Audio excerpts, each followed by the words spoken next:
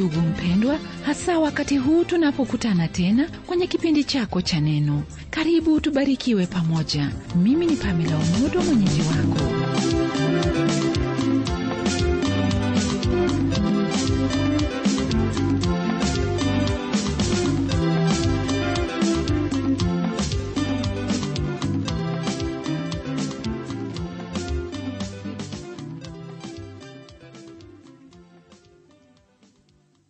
Karibu kwenye somo letu la leo lililoko kwenye sura ya 24, tukianzia aya ya kwanza hadi sura ya 28 aya ya 11 kwenye kitabu cha Mambo ya Nyakati ya Kwanza.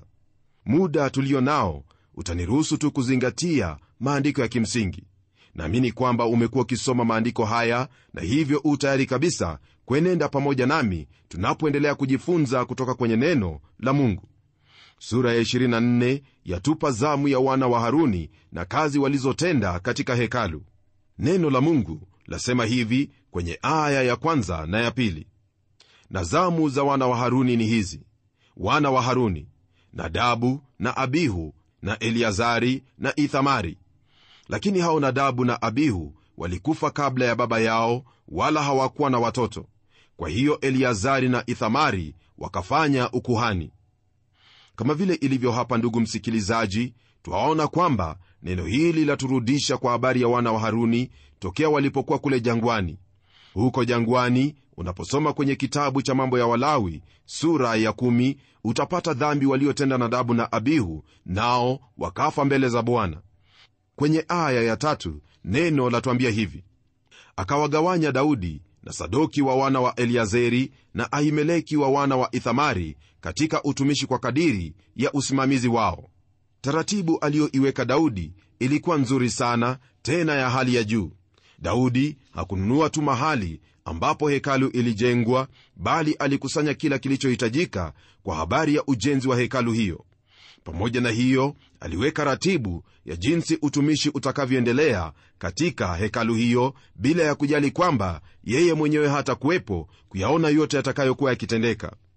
Hii ndiyo sababu yangu kusema mara kadha wa kadha kwamba hekalu hiyo ilikuwa ya Daudi wala si ya Sulemani.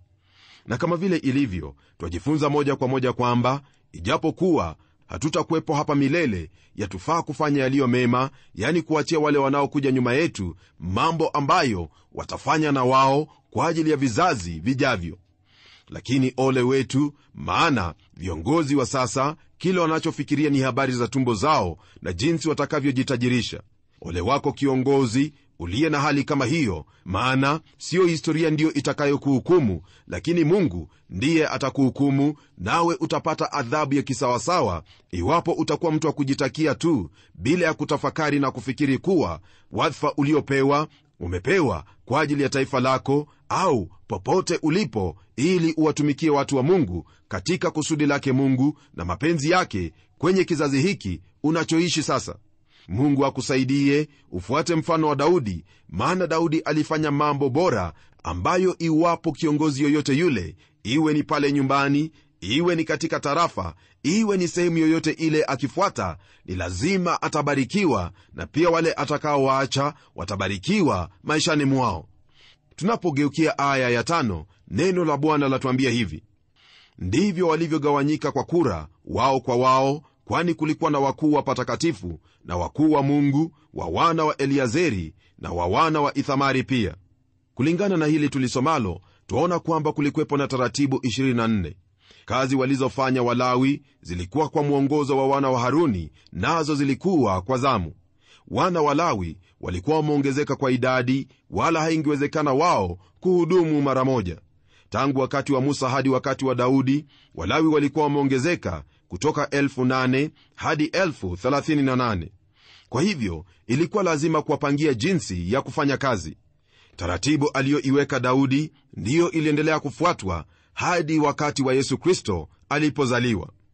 Hiyo ni kama vile twapata kwenye kitabu cha Injili ya Luka mtakatifu sura ya 1 mstari wa 5 hadi mstari wa 8, ambapo neno latuambia hivi: zamani za Herode mfalme wa Uyahudi, palikuwa na kuhani mmoja jina lake Zakaria wa zamu ya Abiya, na mkewe alikuwa mmojawapo wa uzao wa Haruni, jina lake Elisabeti. na wote wawili walikuwa wenye haki mbele za Mungu, wakiendelea katika amri zote za Bwana na maagizo yake bila lawama. Nao walikuwa hawana mtoto, maana Elisabeti alikuwa tasa na wote wawili ni wazee sana. Basi ikawa alipokuwa akifanya kazi ya ukuhani katika taratibu ya zamu yake mbele za Mungu. Hilo ni thibitisho la hili tulisomalo kwenye sura hii ya 24. Tunapogeukia sura ya 25 twapata habari ya waimbaji. Neno lasema hivi kwenye aya ya kwanza na ya pili: tena Daudi na maakida wa jeshi wakatenga kwa utumishi baadhi ya wana wa Asafu na wana wa Hemani na wana wa Yeduthuni, watakaotabiri kwa vinubi na vinanda na matoazi.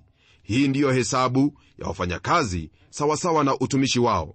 Wa wana wa Asafu, Zakuri na Yusufu na Nethania na Asharela wana wa Asafu, walioamriwa na Asafu aliyetabiri kwa amri ya mfalme. Yote haya, msikilizaji, yalifanywa kabla ya ujenzi ule wa hekalu. Kwenye Zaburi ya 68 mstari wa 28 na 29 twapata habari kuhusu maneno ya Daudi aliyoyanena kuhusu hekalu. Maneno hayo ni kama yafuatayo: Ee Mungu, uziamuru nguvu zako, Ee Mungu, uwe hodari uliyetufanyia makuu. Kwa ajili ya hekalu lako Yerusalemu, wafalme watakuletea hedaya. Tamaa na shauku ya Daudi ilikuwa kwamba hekalu hiyo isimame na kuwa ushuhuda kwa ulimwengu wote kwa Mungu wa kweli, Mungu mmoja, Mungu aliyeziumba mbingu na nchi. Kabla ya hekalu kujengwa, waimbaji walikusanyika Yerusalemu na kumwimbia Mungu sifa na kumfanyia ibada. Mfalme Daudi alikuwa ameleta sanduku la Mungu Yerusalemu kutoka kule Kiriathi Yeraimu, nalo lilikaa katika hema, na huko palikuwepo na madhabahu katika uwanja alioununua kutoka kwa Arauna Myebusi. Hapo ndipo Daudi alimtolea Mungu sadaka za amani na za kuteketezwa, sadaka zilizoakilisha Bwana Yesu Kristo kwa yote atakayotutendea, hasa kutupatanisha na Bwana Mungu wetu. Kwenye aya ya 7 na ya 8 neno la Bwana latuambia hivi: na hesabu yao pamoja na ndugu zao waliofundishwa kumwimbia Bwana, wote waliokuwa wastadi, walikuwa 288. Wakatupiwa kura ya ulinzi wao sawasawa wote, mdogo kwa mkubwa, mwalimu kwa mwanafunzi. Daudi kwa taratibu alizowapangia Walawi, huduma ya ibada katika hekalu ilifanywa kwa zamu 2 kila mwezi. Vikundi viwili vilitumika kila mwezi. Hivyo katika mwaka mzima wote wa uzao wa Lawi waliotumika katika huduma ya uimbaji walipata nafasi ya kumtumikia Bwana. Baada ya zamu yao walirudi katika miji yao ili kutekeleza majukumu yao kama walimu wa wana wa Israeli katika sheria za Bwana. Iwapo kuna jambo alilofanya Daudi la kubariki watu wa Israeli ni hili: kuwaratibisha kwa habari ya ibada. Mungu aliona yote haya na kutujulisha sisi ili tujifunze jinsi ya kumtumikia Bwana Mungu wetu kwa uzuri na kwa utaratibu. Sasa ndugu msikilizaji, twageukia sura ya 26 ambapo neno la Bwana latuambia hivi kwenye aya ya kwanza: kwa zamu zao mabawabu wa Wakora, Meshelemia mwana wa Kore wa wana wa Ebiasafu. Si makuhani tu ndio walipewa mpangilio, bali wote waliohusika katika huduma ya hekalu walipewa mpangilio wao. Je, ni nani atakayefagia mahali pale au kuwa mlinzi? Hilo ndilo tupata jibu lake kwenye aya tuliyosoma kwenye sura hii ya 26. Unapoendelea kusoma maandiko hayo utapata kwamba kila nyumba ilipewa zamu yake ya kutumika kwenye mahali patakatifu. Kila wa uzao wa Lawi ilikuwa ni lazima atumike katika nyumba ya Bwana, maana hiyo ndiyo ilikuwa sehemu yao, kama vile Mungu alivyomwamuru Musa kwa habari yao. Isitoshe msikilizaji, baada ya kila kikundi kumaliza zamu, waliondoka na kurudi katika miji ya Walawi, na huko waliendelea katika kazi zao, yani kufundisha Israeli sheria na torati yake Mungu. Kisha kwenye aya ya 13 neno latuambia hivi: nao wakatupiwa kura kwa ajili ya kila lango, wadogo sawasawa na wakubwa, kwa kadiri ya mbari za baba zao. Kama vile nilitangulia kusema, hakuna hata mbari yoyote au mlango wowote ule ulioachwa nje kwa habari ya kumtumikia Bwana. Ilikuwa ni lazima sehemu hiyo, yani mahali ambapo sanduku la Bwana lilikuwa, kulindwa viwavyo, na waliofanya kazi hiyo ni wale wana wa Lawi waliochaguliwa kama vile ilivyo kwenye sura hii ya 26. Ndugu msikilizaji, tunapoendelea kusoma kwenye aya hiyo ya 20, neno la Mungu latuambia hivi: na katika Walawi, Ahiya alikuwa juu ya hazina ya nyumba ya Mungu na juu ya hazina za vitu vilivyowekwa wakfu. Kwa sababu ya matoleo kutoka kwa wana wa Israeli, ilikuwa ni lazima pawepo na jinsi ya kuweka hazina zile. Waweka hazina waliwajibika kuhifadhi yote yaliyotolewa kama dhabihu kwake Mungu, hasa kwa utunzaji wa yote yaliyokuwa katika nyumba ile. Nayo aya ya 26 hadi 32 neno latuambia hivi: huyo Shelomothi na ndugu zake walikuwa juu ya hazina zote za vitu vilivyowekwa wakfu, alivyoviweka wakfu mfalme Daudi, na hao wakuu wa mbari za mababa na maakida wa maelfu na wa mamia na maakida wa jeshi. Katika nyara zilizopatikana vitani waliweka wakfu sehemu ili kuitengeneza nyumba ya Bwana. Na vyote alivyoviweka wakfu Samueli mwonaji, na Sauli mwana wa Kishi, na Abneri mwana wa Neri, na Yoabu mwana wa Seruya, na mtu yeyote aliyekiweka wakfu kitu chochote kilikuwa chini ya mkono wa Shelomothi na nduguze. Katika Waishari, Kenania na wanawe walikuwa kwa ajili ya kazi ya nje juu ya Israeli kuwa maakida na makathi. Katika Wahebrothi, Hashabia na nduguze mashujaa 1700 walikuwa na usimamizi juu ya Israeli ng'ambo ya Yordani upande wa magharibi kwa ajili ya kazi zote za Bwana na kwa utumishi wa mfalme. Katika Wahebrothi, Yeria alikuwa mkuu, yani wa hao Wahebroni, kwa kufuata vizazi vyao kwa mbari za mababa. Katika mwaka wa 40 wa kutawala kwake Daudi, wakatafutwa wakaonekana huko Yazeri ya Gileadi miongoni mwao waume mashujaa, na nduguze mashujaa walikuwa 2700 wakuu wa mbari za mababa, ambao mfalme Daudi aliwaweka wawe wasimamizi juu ya Warubeni na Wagadi na nusu kabila ya Wamanase kwa ajili ya kila neno lililomhusu Mungu na kwa mambo ya mfalme. Baada ya kuona hayo, ndugu msikilizaji, twahitaji kujua kwamba Walawi walikuwa waamuzi pia au makathi. Pia walikuwa maafisa katika njia moja au nyingine katika utawala wowote ule. Ilikuwa kusudi la Mungu kwamba Israeli wawe utawala unaomilikiwa naye, na ile hema ya kukutania kuwa kitovu cha jamaa ile, huku makuhani wakipata mwongozo kutoka kwa Mungu mwenyewe. Hili lilibadilika kabisa walipokosa hao Walawi kufanya hivyo. Kwa hivyo Mungu aliwainua waamuzi miongoni mwao, lakini baada ya wale waamuzi, Waisraeli walitaka wawe na wafalme kama mataifa waliowazunguka. Hii ndiyo sababu Mungu alimuinua Daudi awe mfalme juu yao. Ijapokuwa Israeli walitawaliwa na mfalme huyo ambaye ni Daudi alitilia mkazo katika mambo ya kiroho, ambayo hasa kwa lugha ya kibinadamu ni kumrudisha Mungu katika usukani. Iwapo msikilizaji wangu, kuna jambo linalohitajika katika maisha yetu, ni kumwacha Mungu awe Mungu katika maisha yetu, nasi tutaona makuu atakayoyatenda maishani mwetu na pia miongoni mwa wote tunaohusiana nao. Hayo ni kwambiayo ni mambo unayohitaji kuyatilia maanani na kuyatafakari, kwa kuwa mwanadamu asipokuwa na Mungu, yeye hupata hasara. Iwapo wataka kujua ni hasara gani, nitakuuliza kwa wakati wako ugeukie kitabu hicho cha Warumi sura ya 1, usome maandiko hayo yote, na kisha utazame ulimwengu jinsi ulivyo, nawe utaelewa kila jambo ninalo kuzungumzia sasa. Tunapogeukia sura ya 27, neno la Bwana lasema hivi kwenye aya ya 1: basi wana wa Israeli kwa hesabu yao, wakuu wa mbari za mababa na maakida wa maelfu na wa mamia, na wasimamizi wao waliomtumikia mfalme, kwa neno lolote la zamu za kuingia na za kutoka mwezi kwa mwezi, miezi yote ya mwaka wa kila zamu, walikuwa watu 24,000. Twaona hapa kwamba wale waliochaguliwa kumtumikia mfalme au kuwa katika utumishi wa mfalme walichaguliwa kutoka kabila zote za Israeli, kila mmoja akitumika kwa zamu yake. Hebu tugeukie aya hiyo ya 16 tuone hilo ambalo neno la Mungu latuambia: tena wakuu wa kabila za Israeli walikuwa hawa: wa Warubeni, Eliazeri mwana wa Zikri; wa Wasimioni, Shefatia mwana wa Maaka; wa Lawi, Hashabia mwana wa Kemueli; wa Haruni, Sadoki. Majina haya tuliyoyasoma, ndugu msikilizaji, ni majina chache tu ya wale waliochaguliwa ili wapate kumtumikia mfalme katika utumishi wa mfalme. Hawa ni miongoni mwa wengine wengi kama vile utakavyosoma kwenye sehemu hiyo ya maandiko. Lakini wote walifanya shughuli zao jinsi walivyoagizwa, maana Mungu alikuwa amemtawaza Daudi awe mfalme juu yao.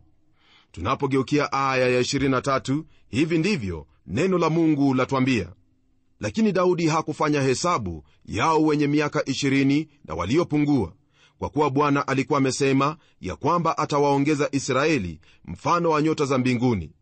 Najua kwamba msikilizaji wakumbuka Daudi akiwahesabu watu, na katika kutenda hilo alifanya dhambi mbele zake Bwana. Alilofanya lilitokana na kutokuwa na imani katika Mungu. Hasa alikuwa akiswali hilo ambalo Mungu alikuwa amemwahidi Ibrahimu, ya kuwa atawafanya Israeli wawe kama nyota za mbinguni na mchanga wa baharini. Na kama ufahamuvyo, Mungu alimshughulikia, kwani alimhukumu kwa tauni iliyowapiga watu hata wakafa watu 70,000 katika Waisraeli. Katika yote tuona kwamba kama ishara ya imani kwa Mungu, Daudi hakuwahesabu watu tena, na katika hesabu alizofanya alifanya hesabu za wale waliokuwa na umri wa miaka 21 na kuendelea. Nidhamu aliyopata kutoka kwa Mungu ilimtosha viwavyo, naye akatulia kabisa katika ahadi yake Mungu, maana Mungu ni mwaminifu wala hawezi kubadilika. Lolote ambalo ameahidi ni lazima atalifanya. Tunapoendelea sasa kwenye sura hiyo ya 27, twamalizia kwa orodha ya wale waliosimamia mali ya Daudi. Nitakuuliza mpendwa, usome sehemu hiyo ili ubarikiwe. Katika sura 2 za kumalizia kitabu hiki cha Mambo ya Nyakati ya Kwanza, Daudi aliwaita Waisraeli wote. Mkutano huo ulikuwa mkubwa, nao utakuwa wa mwisho katika maisha yake na wale watu aliowapenda, yani Israeli. Ujumbe wake utakuwa kwa Israeli na pia kwa Sulemani. Hili alilotenda Daudi ilikuwa busara kwa upande wake. Sura ya 28 yafungua kwa kusema hivi kwenye aya ya 1: kisha Daudi akawakusanya huko Yerusalemu wakuu wote wa Israeli, wakuu wa kabila na maakida wa vikosi, wenye kumtumikia mfalme kwa zamu, na maakida wa maelfu na maakida wa mamia, na wenye kutawala juu ya mali na milki za mfalme na za wanawe, pamoja na matowashi na mashujaa, naam, waume mashujaa wote. Watu hawa wanaotajwa kwenye sehemu hii ya maandiko ndio walijihusisha na uongozi wa taifa hilo. Kwenye aya ya 2 hadi 4 neno la Mungu latuambia hivi: ndipo mfalme Daudi akasimama kwa miguu yake akasema, nisikilizeni ndugu zangu na watu wangu. Mimi nalikuwa na nia ya kuijenga nyumba ya kustarehe kwa ajili ya sanduku la agano la Bwana na kiti cha kuwekea miguu yake cha Mungu wetu. Hata nalikuwa nimeweka tayari kwa kujenga. Lakini Mungu akaniambia, wewe hutajenga nyumba kwa ajili ya jina langu, kwa sababu umekuwa mtu wa vita, nawe umemwaga damu. Walakini Bwana Mungu wa Israeli alinichagua katika nyumba yote ya babangu kuwa mfalme juu ya Israeli milele, kwa kuwa amemchagua Yuda awe mkuu, na katika nyumba ya Yuda alichagua nyumba ya babangu, na miongoni mwa wana wa babangu aliniridhia mimi ili kunitawaza niwe mfalme juu ya Israeli wote. Licha ya Daudi kuwa mzee sana, msikilizaji wangu, Daudi alijilazimisha kusimama ili ahutubu hotuba yake ya mwisho. Mtu huyu aliwapenda watu wake, ndiposa awanenea kwa jinsi hiyo na kuambia yote yaliyotendeka hapo awali, hata akigusia unabii wa babaye mkuu Yakobo kwamba Mungu alichagua Yuda ili awe mkuu. Daudi katika uwazi wote awaambia watu wake sababu ya Mungu kutomruhusu aijenge ile hekalu, ijapokuwa moyo wake ulitaka sana kufanya hivyo. Sababu ni kwamba alikuwa amemwaga damu katika vita. Tunapoendelea kwenye aya ya 5 na 6, hivi ndivyo neno la Bwana latuambia: tena katika wana wangu wote, kwani Bwana amenipa wana wengi, amemchagua Sulemani mwanangu ili aketi juu ya kiti cha enzi cha ufalme wa Bwana juu ya Israeli. Akaniambia, Sulemani mwanao ndiye atakayeijenga nyumba yangu na nyua zangu, kwa kuwa nimemchagua awe mwanangu, nami nitakuwa babaye. Daudi awaambia wote waliokusanyika pale kwamba Mungu amemchagua na kumwagiza kwamba Sulemani ndiye ataifanya kazi ile. Kwa sababu hiyo amkabidhi Sulemani kazi yote ya Mungu pamoja na yote yanayohusiana nayo. Moyo wa Daudi ulikuwa katika hali ya kutaka sana kuijenga hekalu, lakini Mungu hakumruhusu, naye akakubali mapenzi ya Mungu. Hata hivyo, alifanya bidii na juhudi ya kuhakikisha kwamba Sulemani mwanawe hatakuwa na shida au usumbufu wa kuijenga nyumba hiyo aliyotaka iwe nyumba ya fahari, nyumba ya sifa na yenye uzuri katika ulimwengu wote. Jamani, iwapo kila kiongozi angelikuwa na moyo wa Daudi, basi mataifa yote ya ulimwenguni yangekuwa yamebarikiwa. Daudi, kama vile ilivyo, alijitaabisha kukusanya kila kilichohitajika kwa sababu ya ujenzi wa nyumba ile. Ni ombi langu kwamba viongozi katika nyadhifa zao mbalimbali watafuata mfano wa Daudi, maana mfano huo ni wa kubariki. Tunapogeukia aya ya 7, Daudi aendelea kunena na kusema hivi kwa habari ya hayo ambayo Mungu alinena naye. Hebu sikiliza: na ufalme wake nitauweka imara milele, akijitia kwa bidii kuzitenda amri zangu na hukumu zangu kama hivi leo. Basi sasa, machoni pa Israeli wote, hilo kusanyiko la Bwana, na masikioni pa Mungu wetu, angalieni na kuzifuata amri zote za Bwana Mungu wenu, ili mpate kuimiliki nchi hii njema na kuwaridhisha wana wenu baada yenu hata milele. Nawe Sulemani mwanangu, mjue Mungu wa baba yako, ukamtumikie kwa moyo mkamilifu na kwa nia ya kumkubali, kwa kuwa Bwana hutafuta mioyo yote na kuyatambua mawazo yote ya fikira. Ukimtafuta ataonekana nawe, ukimwacha atakutupa milele. Jihadhari basi, kwani Bwana amekuchagua wewe ili ujenge nyumba itakayokuwa mahali patakatifu. Uwe hodari ukatende hivyo. Ndipo Daudi akampa Sulemani mwanawe mfano wa ukumbi wa hekalu na nyumba zake na hazina zake na orofa zake na vyumba vyake vya ndani na mahali pa kiti cha rehema. Kwa mujibu wa aya hizo tulizosoma, msikilizaji, twaona kwamba kama vile Musa alivyopewa mfano wa hiyo sanduku la agano, ndivyo Daudi alivyopewa habari ya ukumbi wa hekalu, naye ampatia mwanawe. Ni Daudi ndiye alipewa mfano wa hekalu ile na siyo Sulemani. Wazo la Daudi, msikilizaji, haikuwa kwamba aijenga nyumba ile ili Mungu aishi humo. Hilo ndilo pia lapatikana kwenye ombi la Sulemani alipokuwa akiweka nyumba ile wakfu baada ya kuijenga. Rafiki, katika ujenzi wa nyumba hiyo, wapendwa wale walifahamu kwamba hakuna kiwezacho kumtosha Mungu aliyeumba vyote. Kwa hivyo hekalu ilikuwa mahali tu pa kukutana na watu wake. Mungu alikutana na Waisraeli mahali pale, nayo ile hekalu ilikuwa kwa utukufu na heshima yake Mungu. Na katika siku hizi zetu ni vyema ufahamu kwamba Mungu hakutani nasi katika jengo lolote lile. Mungu yuakaa na kutawala katika nafsi za wote waliomwamini Kristo. Kile uendacho kutenda Jumapili au Jumamosi au siku nyingine yoyote ya ibada ni kukutana na ndugu zako ili mpate kumsifu Bwana pamoja. Lakini iwapo hauna uhusiano wa binafsi naye kwa njia ya Yesu Kristo, basi unapokwenda kanisani hakuna lolote ambalo wewe huenda kufanya. Iwapo wataka kumwabudu Mungu katika kweli na roho, ni lazima kwanza umjue Mungu huyo kwa njia ya Yesu Kristo. Nawe utakapoingia mahali pa ibada, itakuwa kwamba wewe ambaye neno la Mungu lataja kuwa mwili wako ni hekalu la Roho Mtakatifu, utakutana na wengine walio hekalu la Roho Mtakatifu, na kwa pamoja mtamsifu na kumwinua na kumtukuza huyo Mungu aliyewaokoa. Hebu natuombe. Mungu uishie milele, Mungu unayetupenda, na kushukuru kwa ajili ya kutufunulia mambo makuu, mambo yanayotupasa kama watoto wako katika maisha haya. Hasa tusaidie tuelewe ya kwamba popote ulipotuweka Bwana, wahitaji tuwe na ushawishi mkubwa wa jinsi umeyabadilisha maisha yetu tunapotembea jinsi umetuagiza kwenye neno lako. Na kushukuru kwa ajili ya ndugu yangu msikilizaji, naomba kwamba utambarikia, utamwezesha afahamu mengi ambayo tumejifunza leo hii kutoka kwenye neno lako. Najua kwamba Roho wako Mtakatifu aliye pamoja naye atamwongoza katika kila hali, kusudi abarikiwe, hasa kwa kukuinua wewe na kukutukuza maishani mwake.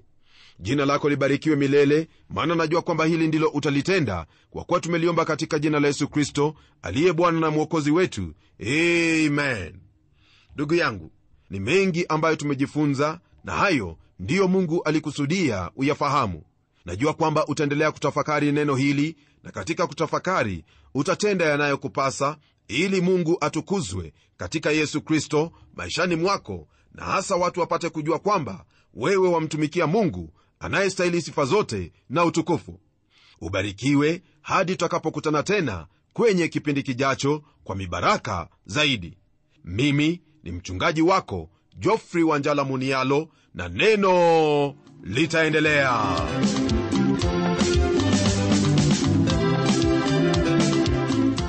Natumai umebarikiwa kwa kipindi cha leo.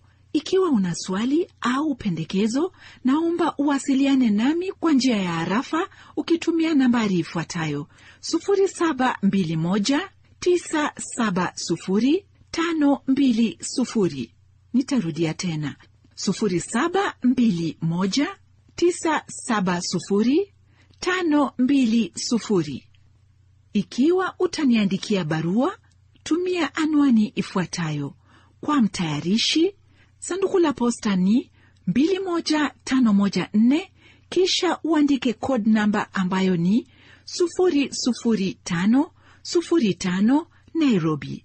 Waweza pia kuwasiliana nami kwa njia ya barua pepe au email ukitumia anwani ifuatayo: barua@twr.co.ke. Nitarudia tena, anwani yetu ya barua pepe au email ni barua@twr.co.ke,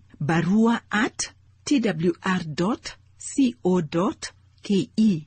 Basi kufikia hapo, sina budi kulikunja jamvi langu kwa leo na kutakia baraka sufufu kutoka kwa Mungu wetu mtukuka, na neno litaendelea.